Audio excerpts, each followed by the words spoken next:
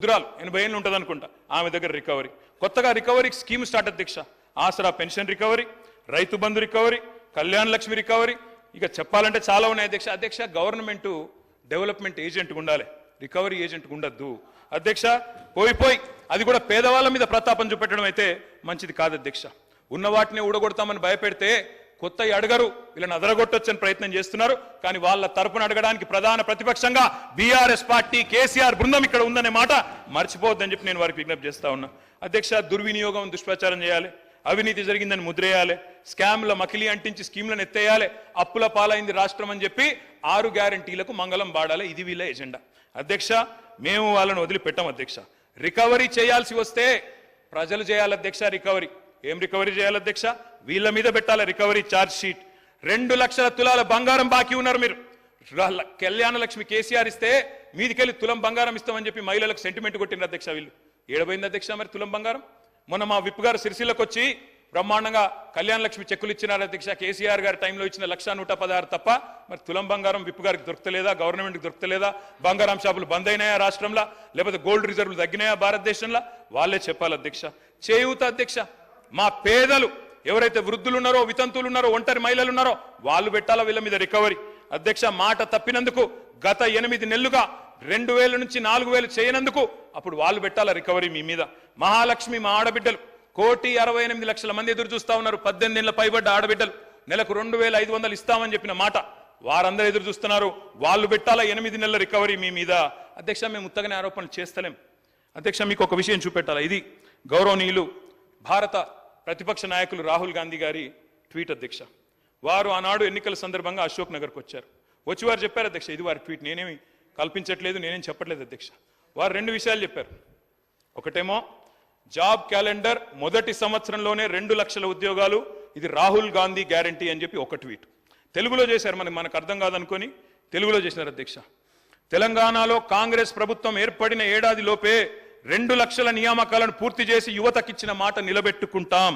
ఇది కాంగ్రెస్ నాయకులు పెద్దలు రాహుల్ గాంధీ గారు చేసిన ట్వీట్ అధ్యక్ష. యువతకిచ్చిన నేను వారికి పంపిస్తా ఉన్నాను తమరి ద్వారా అధ్యక్ష. నేను అడుగుతా ఉన్నా అధ్యక్ష, నిజంగా కూడా రాహుల్ గాంధీ గారు ట్వీట్ చూసిన తర్వాత, వీళ్ళ నిర్వాకం చూసిన తర్వాత, ఆ జోసెఫ్ గోబెల్స్ అని ఒక ఆయన ఉంటుండేన అధ్యక్ష, ఎవరు ఆ జర్మనీలో, ఆయన గిన్న బతికుంటే అధ్యక్ష, ఎవరు వీళ్ళు ఇంత టాలెంటెడ్గా ఉన్నారు, వీళ్ళ దగ్గర ట్యూషన్ నేర్చుకుంటాను పోతుండేనేమో సార్ వీళ్ళ దగ్గరికి.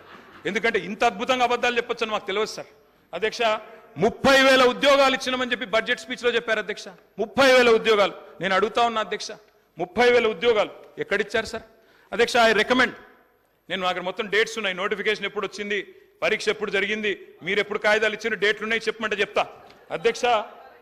డేట్ స్టాఫ్ నర్స్ ఉద్యోగాలకు నోటిఫికేషన్ ఇచ్చింది 20 డిసెంబర్ 2022, పరీక్ష పెట్టింది ఆగస్టు 23, సింగరేణి ఉద్యోగాలు నోటిఫికేషన్ వచ్చింది జూన్ 22, తుది పరీక్ష పెట్టింది సెప్టెంబర్ 22, పోలీస్ కానిస్టేబుల్ ఉద్యోగాలకు నోటిఫికేషన్ ఏప్రిల్ 22, ప్రిలిమ్ పరీక్ష ఆగస్టు 22, ఫిజికల్ టెస్ట్ జనవరి 23, మెయిన్ పరీక్ష ఏప్రిల్ 23. ఇవన్నీ కలిపి 30,000 ఉద్యోగాలు మేమిచ్చినామని కేసీఆర్ గవర్నమెంట్ లో పరీక్షలు పూర్తయ్యి మొత్తం జరిగిన తర్వాత ఇవాళ వచ్చి వీరు మేము ఉద్యోగాలు ఇస్తామని చెప్తున్నారు అధ్యక్ష. నేను వారిని ఒకటే అడుగుతా ఉన్నా అధ్యక్ష. 30,000 ఉద్యోగాలు ఇచ్చినామని చెప్పి బడ్జెట్ ప్రసంగంలో ప్రజలను తప్పుదోవ పట్టించినందుకు, తెలంగాణ యువతను తప్పుదోవ పట్టించినందుకు మీ మీద వేయాలి అధ్యక్ష ఛార్జ్ షీటు రికవరీ. ఇది కరెక్ట్ కాదు అధ్యక్ష. ఈ రకంగా యువతను తప్పుదోవ పట్టించడం అధ్యక్ష. జాబుల జాతర పెడతారని ఆశిస్తే అబద్ధాల జాతర నడుస్తోంది. ఇంట్లో ఉన్న క్యాలెండర్ ఇంకో 4 నెలలు అయితే అది కూడా మారిపోతుంది, అయిపోతుంది. కానీ కాంగ్రెస్ చెప్పిన జాబ్ క్యాలెండర్ మాత్రం అత్తలేదు పత్తలేదు అధ్యక్ష. నేను అడుగుతా ఉన్నా, ఈరోజు ఆ రోజు అశోక్ నగర్కి ఉస్మానియా యూనివర్సిటీకి పరుగులు పెడుతూ పోయినారు. డిప్యూటీ సీఎం గారు నేను అడుగుతా ఉన్నా, అయ్యా డిప్యూటీ సీఎం గారు, మీరు నేను హౌస్ అడ్జన్ కాగానే పోదాం అధ్యక్ష, అశోక్ నగర్కి పోదాం, మీ ముఖ్యమంత్రి గారు వస్తానంటే వారిని కూడా తీసుకొని పోదాం, సెక్యూరిటీ లేకుండా పోదాం, మంచిగా పర్సనల్ గా పోదాం. పోయి అక్కడ ఉండే ఏ ఒక్క యువకుడు, ఏ ఒక్క యువతి, ఏ ఒక్క చెల్లెలు చెప్పినా, ఒక్క ఉద్యోగం అన్నా ఈ ప్రభుత్వం ఇచ్చిందని చెప్తే నేను అక్కడనే రాజీనామా చేసి వెళ్ళిపోతాను అధ్యక్ష. ఒక్క ఉద్యోగం రేవంత్ రెడ్డి గారి ప్రభుత్వం, కాంగ్రెస్ ప్రభుత్వం వచ్చినాక కొత్తగా ఇచ్చినాము అని ఏ ఒక్క యువతి గాని యువకుడు చెప్పినా నేను అక్కడే రాజీనామా చేసి రాజకీయ సన్యాసం తీసుకుంటా అధ్యక్ష. ఒక్కరు చెప్పినా నేను చెప్తా ఉన్నా అధ్యక్ష, అక్కడే సిటీ సెంట్రల్ లైబ్రరీలో ముఖ్యమంత్రి గారికి, ఉప ముఖ్యమంత్రి గారికి, మా పార్టీ తరపున, తెలంగాణ యువత తరపున 1,00,000 మందితో పౌర సన్మానం కూడా పెడతామని చెప్పి నేను చెప్తా ఉన్నా అధ్యక్ష. ఈ రకంగా చెప్తాను అధ్యక్ష. 10 ఏళ్ళు కూడా ఏం చేసినామో చెప్తాను. ఇంత అద్భుతంగా అసెంబ్లీని పక్కదారి పట్టిస్తున్నారంటే ఆయన వాగ్దాటితోటి 10 ఏళ్లల్లా మరి గత తెలంగాణ ఉద్యమంలో ఇంటికో ఉద్యోగం ఇస్తామని చెప్పి మోసం చేసి మీరు ఉస్మానియా యూనివర్సిటీకి 10 ఏళ్లల్లా పోలేని పరిస్థితి తెచ్చుకున్నది మీరు. ఆయన చెప్పే ఉద్యోగాల కథ ఎట్లున్నదంటే కోట శ్రీనివాస్ గారి యొక్క కోడి కథ. నోటిఫికేషన్లు ఇస్తే ఇచ్చుడు, ఈసారి మళ్ళీ ఓట్లేస్తే మళ్ళీ తర్వాత ఉద్యోగాలు ఇస్తాం, అట్లా అట్లా ఆశ పెట్టుకుంటా మీరు మోసం చేసుకుంటూ వచ్చిర్రు. మరి ఆ 34,000 ఉద్యోగాలు 10 ఏళ్ళ అధికారంలో ఉండి మరి మీరు ఎందుకు ఇవ్వలేకపోయారని చెప్తున్నా. ఎందుకు ఇవ్వలేదు? ఇంకొకటి, దాదాపుగా ఈ రోజు వరకు మా నోటీస్కి వచ్చింది డబుల్ పెన్షన్స్. డబుల్ పెన్షన్స్ అంటే సర్వీస్లో ఉండి రిటైర్డ్ అవ్వడమో లేదా వాళ్ళ కుటుంబానికి వచ్చేటువంటి 20,000, 1,00,000 ఇట్లాంటి పెన్షన్స్ తీసుకునే వాళ్ళు మీ హయాంలో దాదాపుగా ఇప్పటి వరకు మాకు వచ్చినాయి 5,600 లిస్టు. లక్ష్మమ్మ గారు కూడా 24,000 పెన్షన్ తీసుకుంటుంది సార్. సరే, లోకల్ అధికారులు రికవరీ చేసినట్టుంది, అది మా నోటీస్కి రాలేదు. ఆమె 24,000 పెన్షన్ తీసుకుంటుంది, ఇటు 2,000 పెన్షన్ కూడా తీసుకుంటుంది. ఇంకొకటి, వారు చెప్పిర్రు ఉద్యోగులకు 2 పెన్షన్లు ఇస్తామని చెప్పిరని. ఎస్, మీ ప్రభుత్వంలో రాగానే ఆశా వర్కర్లు కావచ్చు, అంగన్వాడీలు కావచ్చు, బస్ డ్రైవర్ల తల్లిదండ్రులు కావచ్చు, వాళ్ళ పెన్షన్ కూడా తీసేసారు. కానీ మీ నాయకుల కుటుంబాలు, వాళ్ళ తమ్ములు అన్నలు వాళ్ళు తీసుకున్నారు కార్పొరేషన్ల పేరు మీద, వాళ్ళ కుటుంబంలో పెన్షన్ తీసుకున్నారు ఉద్యోగం వస్తుందని. కానీ వేరే చిరు ఉద్యోగుల యొక్క తల్లిదండ్రుల పెన్షన్ మాత్రం మీరు తీసేసారు సార్. కాబట్టి మీరు మాట్లాడేటప్పుడు వాస్తవాలు చూసుకోవాలి. ఇంకోటి మేము బాగా సంపద పంచినాం.